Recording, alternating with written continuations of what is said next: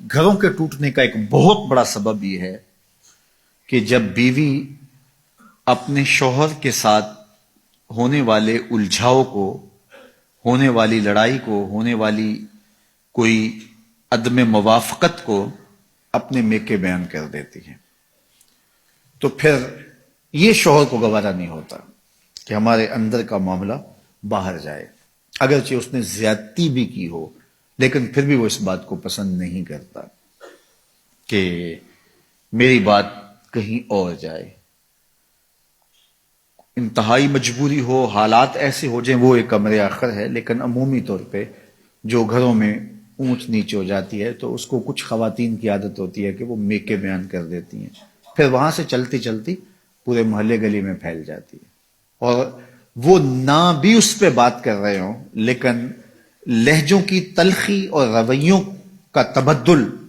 اس شوہر کو بتا دیتا ہے کہ معاملہ کیا ہوا ہے، جو بات ہوئی ہے وہ کیسے پہنچ گئی ہے، اگرچہ انہوں نے اس کا تذکرہ سسرال نے اس کے ساتھ نہ بھی کیا ہو۔ تو یہ ایک جو ہے وہ انسان کو اللہ نے حساسیت دی ہے، وہ ان چیزوں کو محسوس کر لیتا ہے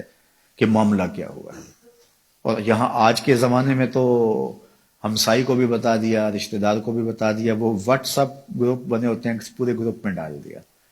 کہ یہ کیا ماجرا ہوا، اور پھر عجیب رنگ چڑھتا ہے اور خاندان ٹوٹ کے رہ جاتے ہیں اور طلاقیں واقع ہوتی ہیں۔ اگر کوئی الجھاؤ ہو تو وہ میاں بیوی کے درمیان ہو، آج الجھنیں کل نہیں ہوگی، پھر یاد بھی نہیں ہوگی کہاں کہاں الجھا ہوا تھا۔ زندگی میں الجھنیں ہوتی رہتی ہیں میاں بیوی کے درمیان، لیکن وہ الجھن ختم ہو جائے گی تو پھر یاد بھی نہیں رہے گا کہاں کہاں الجھن ہوئی تھی۔ لیکن اگر وہ میکے پہنچ گئی یا سسرال پہنچ گئی، وہ الجھن محلے گلی میں پہنچ گئی، تو وہ ساری زندگی نہیں بھول سکتے،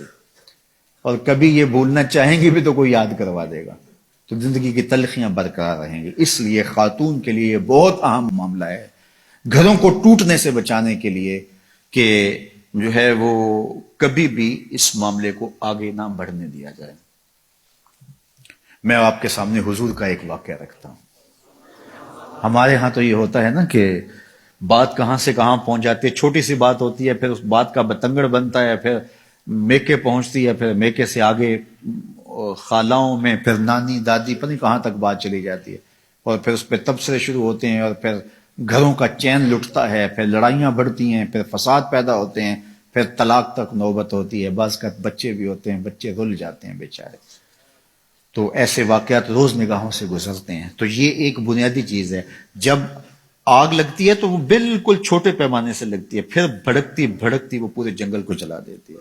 تو خاتون یہ کہے میں نے تو تھوڑی سی بات ہی کی تھی، نہیں، اپنے آپ کو کنٹرول کرو۔ صحیح بخاری میں روایت ہے، ایک دن حضور تشریف فرما تھے، ام المومنین سیدہ عائشہ رضی اللہ تعالی عنہا بھی تھی۔ فرمایا عائشہ جب تم مجھ سے ناراض ہوتی ہو مجھے پتہ ہوتا ہے۔ کیسی ناراضگی تھی کہ حضرت عائشہ بتایا نہیں کہ میں ناراض ہوں، لیکن حضور فرمایا کہ جب تم ناراض ہوتی ہو، یہاں تو میکے تک پتا ہوتا نا، فرمایا مجھے پتا ہوتا ہے جب تم مجھ سے ناراض ہوتی ہو، ناراضگی چل رہی ہوتی ہے تو مجھے پتا ہوتا ہے۔ تو حیرت سے پوچھا آپ کو کیسے پتا چلتا ہے، یعنی میں تو بتاتی نہیں۔ تو فرمایا کہ جب تم مجھ سے راضی ہو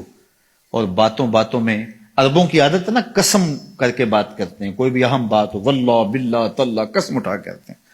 تو کہا جب باتوں میں قسم کی نوبت آ جائے اور تمہاری میرے سے کوئی ناراضگی نہ ہو تو پھر بات کرتے ہوئے تم کہتی ہو لا ورب محمد، مجھے محمد کے رب کی قسم۔ پھر تم کہتی ہو لا ورب محمد، مجھے محمد کے رب کی قسم۔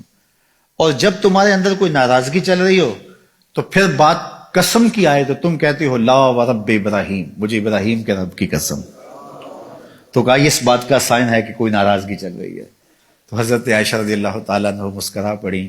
اور عرض کی یا رسول اللہ ما احجر الا اسمک، نام چھوڑتی ہوں دل میں آپ ہی ہوتے ہیں، نام چھوڑتی ہوں دل میں آپ ہی ہوتے ہیں۔ آپ دیکھیے کہ اگر کوئی طبیعتوں کے تفاوت کی وجہ سے کوئی ایسا معاملہ ہو بھی گیا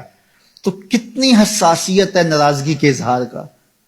اللہ اکبر، یہ رنگ دیکھیے اور یہ جمال دیکھیے اور یہ خوبصورتی دیکھیے۔ چونکہ حضور سے اگر ناراض ہوتی ہیں تو پھر کوئی ایسی بات تو نہیں کر سکتی، صرف شوہر ہی نہیں رسول بھی تو ہے نا، کتنا بڑا منصب ہے، تو اس منصب کا خیال ہے۔ تو کہا کہ عائشہ جب تم ناراض ہوتی ہو تو بات قسم کی آئے تو تم کہتی ہو لا ورب ابراہیم، مجھے ابراہیم کے رب کی قسم۔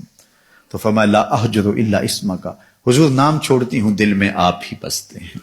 دل میں ڈیرے آپ کے ہوتے ہیں، دل میں بسیرے آپ کے ہوتے ہیں. تو طبیعتوں کے اندر ایک دوسرے کا اتنا لحاظ رکھنا، یہ پھر طبیعتوں کے اندر بودھ کی بجائے قرب پیدا کرتا ہے.